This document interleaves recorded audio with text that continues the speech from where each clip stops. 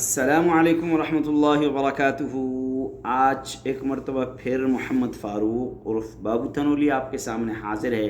तो आज मैं आपको बहुत ही अहम चीज़ सिखाने लगा हूँ और ख़ुसूसन आज की वीडियो उन लोगों के लिए है, उन नौजवानों के लिए है कि जो नौजवान अभी गैर शादीशुदा हैं, जिन नौजवानों ने अपने लिए रफ़ीक़ हयात, शरीक हयात नहीं तलाश की।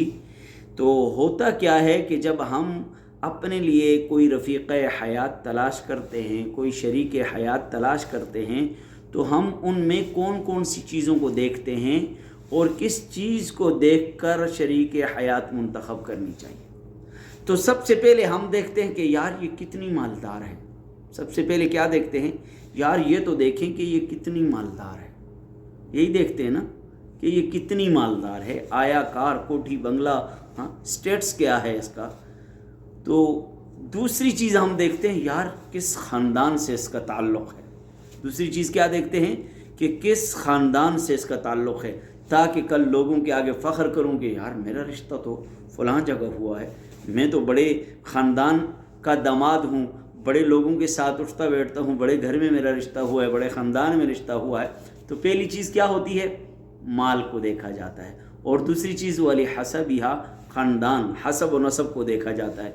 और तीसरी चीज़ वाली जमालिहा, यार खूबसूरत भी तो होनी चाहिए ना, खूबसूरती को भी देखा जाता है, खूबसूरती को भी देखा जाता है।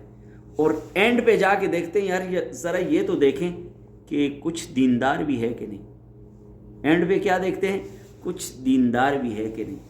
हालांकि नहीं, माल को ना देखो, हसब व नसब को ना देखो, जमाल को ना देखो, हाँ सबसे मुक़द्दम किसको रखो, दीन को रखो। सबसे मुक़द्दम किसको रखो, दीन को रखो।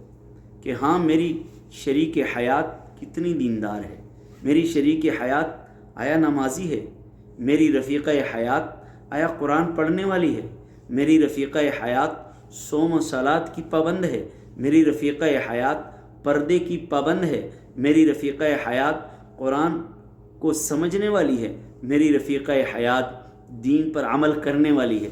तो मेरे भाई, अगर आप इन चीज़ों को देखेंगे, माल नहीं, हसब नहीं, जमाल नहीं, सबसे मुक़द्दम दीन, दीन के बाद फिर आएंगे, दीन के बाद क्या, दीन के बाद जमाल, दीन के बाद जमाल, जमाल के बाद हसब व नसब का कमाल, हसब व नसब के कमाल के बाद तीसरी चीज़ क्या, चौथी चीज़ क्या देखेंगे, माल।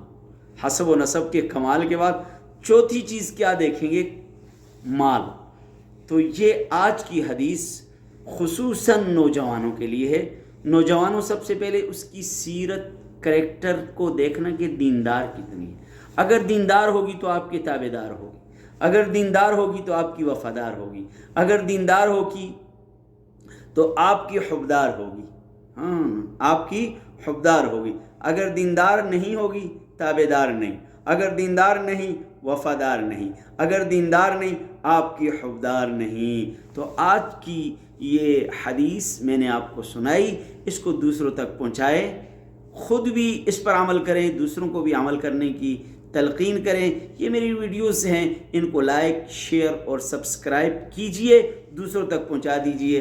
अल्लाह तबारक व तआला जो लोग भी अभी तक गैर शादीशुदा हैं उनके लिए असबाब पैदा फ़रमाएँ, जो बच्चियां हैं, जो बच्चे हैं, उनके लिए असबाब पैदा फ़रमाएँ, और जिनकी शादियां हो चुकी हैं उनकी शरीक हयात को हुब्बदार बनाए, वफ़ादार बनाए, ताबेदार बनाए। अस्सलामु अलैकुम।